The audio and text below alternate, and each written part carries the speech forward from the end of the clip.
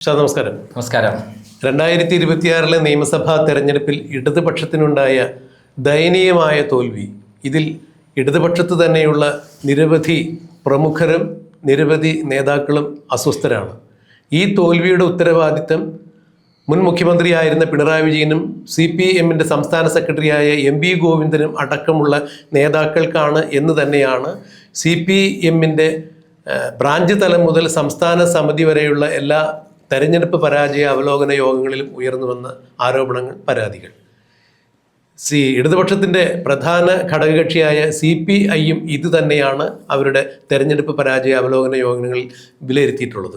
അതായത് ചില നേതാക്കന്മാരുടെ, പിണറായി വിജയൻ്റെ പേരെടുത്ത് തന്നെ പറഞ്ഞു, ചില നേതാക്കന്മാരുടെ ധാർഷ്ട്യവും അഹങ്കാരവും കലർന്നുള്ള പെരുമാറ്റ രീതികളും സംസാര ശൈലിയും സാധാരണക്കാരായ ജനങ്ങളെ, പാർട്ടി അണികളെ പാർട്ടിയിൽ നിന്നും അകറ്റി.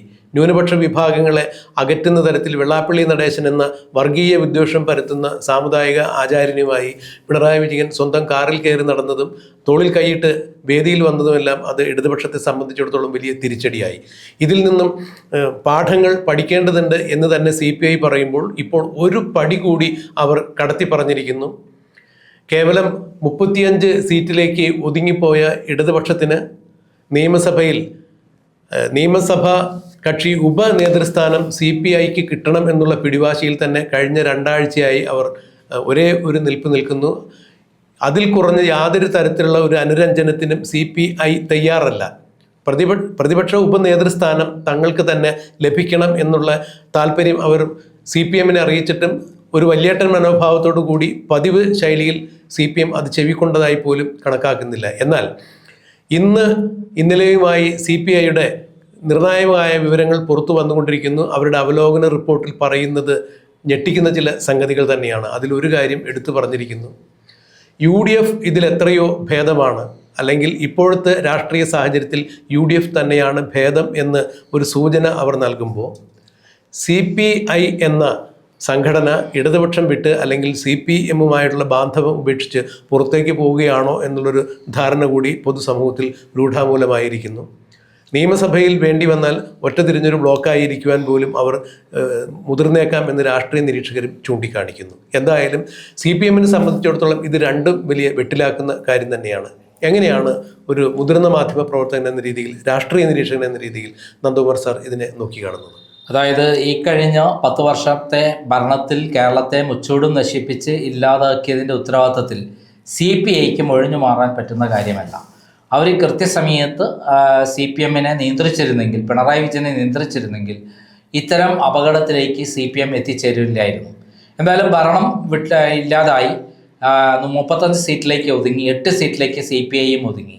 ഈ സന്ദർഭത്തിൽ CPI കൃത്യമായി മനസ്സിലാക്കുന്ന കാര്യം, ഓരോ ദിവസം വന്നുകൊണ്ടിരിക്കുന്ന വാർത്തകളെല്ലാം CPM എന്ന പ്രസ്ഥാനത്തെ പൂർണ്ണമായും വേരോടെ നശിപ്പിക്കുന്ന രൂപത്തിലേക്കാണ് കാര്യങ്ങൾ പോകുന്നത്. ഈ CPM എന്നുള്ള പ്രസ്ഥാനം തകർന്ന് തരിപ്പണമായി കേരള രാഷ്ട്രീയത്തിൽ വേരറ്റ് പോകും. ഈ സന്ദർഭത്തിൽ അതിൻ്റെ കൂടെ നിൽക്കുന്ന അപകടമാണ്. UDF അധികാരത്തിൽ വന്ന ശേഷം ആദ്യ ഘട്ടത്തിൽ തന്നെ സ്വയരക്ഷ എന്ന പേരിൽ ആലപ്പുഴയിൽ 2 യുവാക്കളെ ക്രൂരമായി മർദ്ദിച്ച കേസ്, ജീവൻ രക്ഷാപ്രവർത്തനം എന്നുള്ള പേരിൽ നടത്തിയ ആ സംഭവത്തിൽ തന്നെ ജനങ്ങൾ കൃത്യമായി കാര്യങ്ങൾ മനസ്സിലാക്കുകയും CPM-നെതിരെ തീർന്നു. പിന്നീട് വന്ന അതേപോലെയുള്ള സംഭവ പരമ്പരകൾ 1, 2, 3 അല്ല, ഇപ്പോൾ അവസാനം എത്തി നിൽക്കുന്നത് വീണ വിജയനിലേക്കാണ്. ഇപ്പോൾ വീണ വിജയനെ ഇന്ന് എൻഫോഴ്സ്മെന്റ് ചോദ്യം ചെയ്യാൻ പോവുകയാണ്. പിണറായി വിജയനിലേക്കും എത്താൻ സാധ്യതയുണ്ട്. അതേപോലെ തന്നെ നേരത്തെ ആശാ സമരത്തിൻ്റെ കാര്യത്തിൽ ജനകീയ സമരത്തിൽ കൂടെ നിൽക്കാതെ CPI അന്ന് വിഡ്ഢിവേഷം കെട്ടി നടക്കുകയായിരുന്നു. ഇപ്പോൾ അവർക്ക് മനസ്സിലായി, ജനങ്ങൾ ഈ പറഞ്ഞ ആശാ സമരത്തിൽ എടുത്ത നിലപാട്, UDF എടുത്ത നിലപാട്, ജനങ്ങളെല്ലാം UDF-ന് കൂടെയാണെന്നുള്ളത്. സാധാരണ CPM-ന്റെ പ്രവർത്തകർ പോലും, സഖാക്കളെല്ലാം ഇപ്പോൾ UDF-ന് ഒപ്പമാണ്. അതിനുശേഷമാണ് കേരളയിൽ പദ്ധതിയുമായി ബന്ധപ്പെട്ട് ആ പദ്ധതി തന്നെ ഒഴിവാക്കുകയും സമരത്തിൽ ഏർപ്പെട്ട ആളുകൾക്കെതിരെയുള്ള കേസുകൾ പിൻവലിക്കുകയും ചെയ്തതോടെ ജനകീയ സമരങ്ങളിൽ CPM നടത്തിയ അടിച്ചമർത്തലുകളും അതേപോലെ ഇല്ലാത്ത പദ്ധതികൾ വേണ്ടി, ഒരിക്കലും നടക്കാത്ത പദ്ധതികൾക്ക് വേണ്ടി കോടികൾ തട്ടിപ്പ് നടത്തിയതുമെല്ലാം ജനങ്ങൾ കൂടുതൽ CPM-ൽ നിന്ന് അകന്നു പോകുന്നു എന്ന് അവർ കൃത്യമായി മനസ്സിലാക്കിയിട്ടുള്ളതാണ്. അങ്ങനെ ഓരോ ഘട്ടത്തിലും CPM ഉള്ളിൽ നിന്ന് വരുന്ന വാർത്തകളും ഗവൺമെന്റ് എടുത്തുകൊണ്ടിരിക്കുന്ന കേസുകളും എല്ലാം തന്നെ പിണറായി വിജയനെ മാത്രമല്ല, അതോടൊപ്പം കേന്ദ്ര ഗവൺമെന്റും അന്വേഷിച്ചുകൊണ്ടിരിക്കുന്ന കേസുകളിലെല്ലാം തന്നെ ഈ CPM എന്നുള്ള പ്രസ്ഥാനം ജനങ്ങളെ പിന്തുണയില്ലാത്ത ഒരു പാർട്ടിയായി മാറിക്കൊണ്ടിരിക്കുന്നു. ഇനിയും അവിടെ നിന്ന് കഴിഞ്ഞാൽ, ഒരു അവസരം കിട്ടിക്കഴിഞ്ഞാൽ ചാടുന്നതാണ് നല്ലത്. അതിന് UDF-നോടൊപ്പം വന്നിട്ടുള്ള 3 MLA-മാർ, അതായത് CPM-ന്റെ നേരത്തെയുള്ള നേതാക്കന്മാരും MLA-മായ G. സുധാകരനും TK ഗോവിന്ദനും അതേപോലെ V. കുഞ്ഞികൃഷ്ണനും എല്ലാം ചേർന്നുകൊണ്ട് ഒരു മുന്നണിയിലേക്ക് ഒരു ഗ്രൂപ്പായി മാറുകയും അങ്ങനെ CPM-ൽ നിന്ന് അണികളിൽ നടക്കാം അതിലേക്ക് ആളുകളെ ആകർഷിക്കുകയും ചെയ്യുകയാണെങ്കിൽ തീർച്ചയായിട്ടും CPI-ക്ക് ഒരു പുതിയ മാനദണ്ഡം വരും. അത് ഇപ്പോഴേ എടുത്തില്ലെങ്കിൽ പിന്നീട് ആ പാർട്ടി പോലും ഇല്ലാതായി തീരും എന്നുള്ള അവസ്ഥ വരും. CPM തകരുന്നത് പോലെ CPI-യും കാലാവശേഷമായി തീരും, കാലത്തിന്റെ ചവിട്ടുകൊട്ടയിൽ എറിയപ്പെടും. അങ്ങനെ ചവറ്റുകൊട്ടയിൽ എറിയുന്നതിന് പകരം ബുദ്ധിപരമായി നീങ്ങി ഈ അവസരത്തിൽ UDF-ന് സപ്പോർട്ട് ചെയ്തുകൊണ്ട് അതിലുള്ള 3 MLA-മാരോടൊപ്പം കമ്മ്യൂണിസ്റ്റ് പാർട്ടി, മാർക്സിസ്റ്റ് പാർട്ടിയിൽ നിന്ന് പോന്നിട്ടുള്ള പിന്തുണ നേടി അവർ പയ്യന്നൂരും തളിപ്പറമ്പെന്നും അമ്പലപ്പുഴയിൽ നിന്ന് വിജയിച്ചിട്ടുള്ള അവരോടൊപ്പം നിൽക്കുകയാണെങ്കിൽ അത് പാർട്ടി അവർക്ക് ഈ സമയത്ത് പാർട്ടിയെ വളർത്താൻ പറ്റും. മാത്രമല്ല CPM-ൽ നിന്നൊക്കെ ഒഴുകി വരുന്ന ഇതിലേക്ക് അട്രാക്ട് ചെയ്യാനും പറ്റും. ഇപ്പോൾ വരാൻ പോകുന്നത് CPM-ൽ നിന്നുള്ള ആളുകൾ BJP-യിലേക്ക് പോവുക അല്ലെങ്കിൽ കോൺഗ്രസിലേക്ക് പോവുക എന്നുള്ള നിലപാടാണ്. പകരം അങ്ങനെ വരുന്ന ആളുകളെ CPI-യിലേക്ക് ആകർഷിക്കുകയും ശക്തമായ ഭാഷയിൽ CPM-നെ വിമർശിക്കുകയും ചെയ്യുന്ന ഒരു അവസ്ഥയിലേക്ക് കൊണ്ടെത്തിക്കുകയാണെങ്കിൽ അങ്ങനെ പാർട്ടിയെ രക്ഷപ്പെടുത്താൻ പറ്റും എന്നുള്ളതാണ് അവർ കണക്കൂട്ടുന്നത്. അതായത് യഥാർത്ഥ ഇടതുപക്ഷം എന്ന രീതിയിലേക്ക് CPI ഇപ്പോൾ മുന്നിട്ടിറങ്ങുകയാണെങ്കിൽ ഇപ്പോൾ G. Sudhakaran, TK Govindan, V. Kunhikrishnan അടക്കമുള്ള MLA-മാരെല്ലാം അവർ ഏതെങ്കിലും തരത്തിലൊരു അനുരഞ്ജനത്തിൽ എത്തിച്ചേരാൻ സാധിക്കുകയാണെങ്കിൽ നിയമസഭയിൽ വേണമെങ്കിൽ പ്രത്യേക ബ്ലോക്കായി ഇരിക്കാൻ വരെ സാധിക്കും എന്നുള്ളതാണ് പറയപ്പെടുന്നത്. അത് നടന്നാലും ഇല്ലെങ്കിലും സാറ് പറഞ്ഞതുപോലെ യഥാർത്ഥ കമ്മ്യൂണിസ്റ്റ് വിശ്വാസികളെ സംബന്ധിച്ചിടത്തോളം വലിയ ആശങ്കയിലാണ് CPM-ൻ്റെ ഇപ്പോഴത്തെ അപജയത്തിൽ. അതുകൊണ്ട് തന്നെ പലരും BJP-യിലേക്കും മറ്റെതിരെ രാഷ്ട്രീയ പാർട്ടികളിലേക്കും എല്ലാം ചേക്കേറാൻ ഒരു ശ്രമം നടത്തുന്നു. എന്നാൽ കമ്മ്യൂണിസം വിട്ട് വേറെ എവിടേക്കും ഇല്ല എന്ന് നിലപാടെടുത്തിരിക്കുന്ന യഥാർത്ഥ കമ്മ്യൂണിസ്റ്റ് വിശ്വാസികൾക്ക് അവരെ ഒരുമിച്ച് കൊണ്ടുപോകാൻ CPI-യുടെ നിലപാടിന് സാധിക്കുകയാണെങ്കിൽ കേരളത്തിൽ പുതിയൊരു രാഷ്ട്രീയ ധ്രുവീകരണത്തിന് അത് വഴിവെക്കില്ലേ? ആ ധ്രുവീകരണമാണ് ഞാൻ പറഞ്ഞുകൊണ്ടിരിക്കുന്നത്. കാരണം CPM-ൽ നിന്ന് ആ അണികൾ, സാധാരണ നല്ല കൃത്യമായി പാർട്ടിയിൽ വിശ്വസിക്കുന്ന അണികൾ, ഇനി അതിൽ ആ പാർട്ടിയിൽ നിന്നൊരു കാര്യമില്ല എന്ന് ഏകദേശം ബോധ്യപ്പെട്ട് കഴിഞ്ഞു. പാർട്ടിയെ രക്ഷിക്കണമെങ്കിൽ, അങ്ങനെയുള്ള ആളുകളെ രക്ഷിക്കണമെങ്കിൽ മറ്റൊരു സമാന ചിന്താഗതിയുള്ള ഒരു പാർട്ടി എന്നുള്ള നിലയിലേക്ക് വരികയും ആ പാർട്ടി ഇതോടൊപ്പമുള്ള ഇതേപോലെ സമാന ചിന്താഗതിക്കാരായ CPM നിന്ന് വിട്ടുപോയിട്ടുള്ള ആളുകളെല്ലാം കൂട്ടിച്ചേർത്തുകൊണ്ട് ഒരു ഗ്രൂപ്പ് രൂപീകരിക്കുകയും ചെയ്തു കഴിഞ്ഞാൽ ചിലപ്പോൾ RMPയും CMPയും എല്ലാം ചേർന്നുകൊണ്ട് ഒരു ഗ്രൂപ്പ് ഉണ്ടാവുകയും അവർ ശക്തമായ ഒരു ഗ്രൂപ്പായി മാറുകയും ചെയ്താൽ അതിലേക്ക് ജനങ്ങൾ വരും. പ്രത്യേകിച്ച് CPM-ൽ നിന്ന് വരുന്ന അണികൾ. ആ അണികൾ വന്നു കഴിഞ്ഞാൽ പാർട്ടി ആ അണികൾ BJP-യിൽ എത്താതെ വരികയും അത് അവരെ CPI-ക്ക് ശക്തിപ്പെടാൻ പറ്റുകയും ചെയ്യും. അതിന് നേതൃത്വം കൊടുക്കാൻ പറ്റുന്ന പാർട്ടി CPI തന്നെയാണ് എന്നുള്ള ചിന്താഗതിയാണ് അവർ ഇപ്പോൾ ഉയർത്തുന്നത്.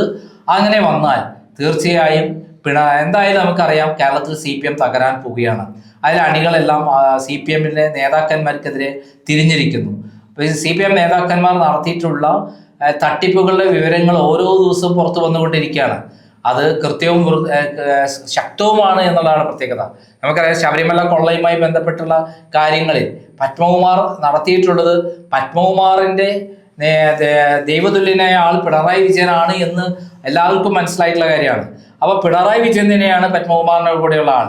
ഇത്രയും കാലം പിണറായി വിജയനെ അന്ധമായി വിശ്വസിച്ച അണികൾ പോലും പിണറായി വിജയൻ കള്ളനും പെരുങ്കള്ളനും വാ തുറന്നാൽ കള്ളം മാത്രം പറയുന്ന ഒരാളാണെന്ന് ബോധ്യപ്പെട്ടുകൊണ്ടിരിക്കുകയാണ്.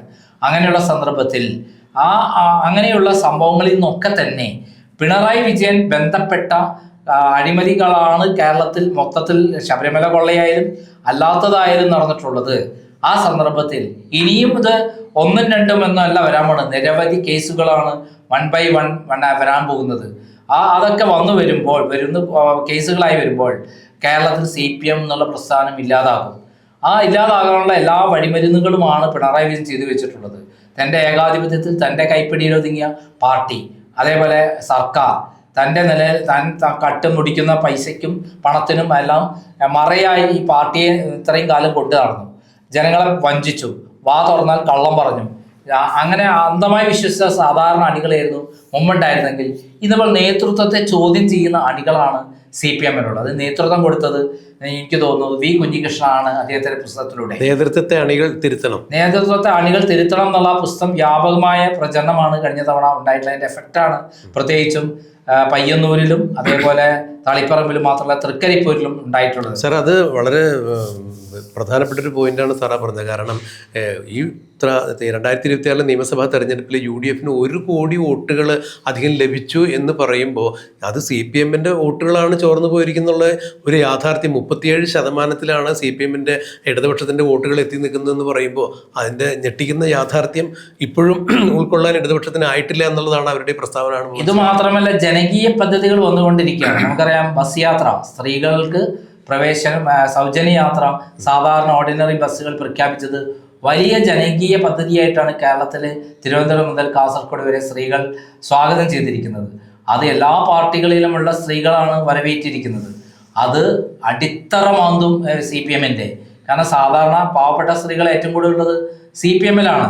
അവരാണ് ഇത് ഉപയോഗപ്പെടുത്തുന്നത്. അവർക്ക് നേതൃത്വത്തെ ചോദ്യം ചെയ്യേണ്ട ഒരു ബാധ്യതയിലേക്ക് വരികയാണ്. മുമ്പ് നമുക്കറിയാം, നവോത്ഥാന മതിൽ ഉണ്ടാക്കി 100 കോടി രൂപ കളഞ്ഞു കുടിച്ചു. അതുകൊണ്ട് ആർക്കാണ് ഗുണമുണ്ടായത്? ആർക്കും ഗുണമുണ്ടായില്ല. മാത്രമല്ല, ഒരു സാധാരണ സ്ത്രീക്ക് പോലും ഒരു ഗുണമുണ്ടായിട്ടില്ല. ഇത് സാധാരണ സ്ത്രീകൾക്ക് ഒരു മാസത്തിൽ ഒരു വരുമാനം അവർക്ക് സംരക്ഷിക്കാൻ പറ്റുന്നു.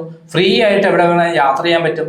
ജോലി അന്വേഷിക്കാനോ ജോലിക്ക് പോകാനോ മറ്റുള്ള കാര്യങ്ങൾക്കോ സ്ത്രീകൾക്ക് ഇനി യാത്ര ചെയ്യുന്നതിന് യാതൊരു ബുദ്ധിമുട്ടും വണ്ടിക്കാശില്ല എന്ന് പറഞ്ഞവർക്ക് എവിടെയും ഒരു കാര്യം മുടങ്ങുന്നില്ല. വിദ്യാർത്ഥിനികൾക്കും അതേപോലെ അവസരം കിട്ടുകയാണ്.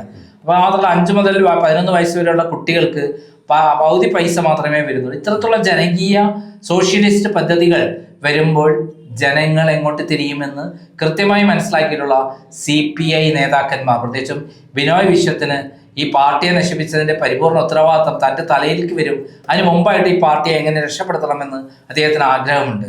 ആ ആഗ്രഹത്തിന്റെ ഭാഗം ഒരാൾ മാത്രമല്ല, മൊത്തത്തിൽ പാർട്ടിയിലേക്ക് സന്നിവേശിച്ചിരിക്കുന്നു. അതിൻ്റെ ഒരു ഭാഗം കൂടിയാണ് UDF ആണ് CPM-നെക്കാളും നല്ലത് എന്നുള്ള പ്രസ്താവന. ഒരു വഴിമരുന്നാണ്, അതിലേക്കുള്ള തുറന്നിടുകയാണ്. അവർ കൃത്യമായൊരു പ്ലാനിലേക്ക് പോവുകയാണ്. ഇല്ലെങ്കിൽ CPIM കാലാവശേഷമാകുമെന്ന് അവർക്കറിയാം. അതുകൊണ്ട് തന്നെ ഈ നിലപാട് ശക്തമാവാനും ആ രൂപത്തിൽ ഡെവലപ്പ് ചെയ്യാനും അതുവഴി കേരളത്തിൽ CPI എന്നുള്ള പ്രസ്ഥാനത്തെയെങ്കിലും രക്ഷപ്പെടുത്താൻ അവർ ശ്രമം നടത്തുകയാണ് എന്ന് വേണമെങ്കിൽ നമുക്ക് അനുമാനിക്കാം.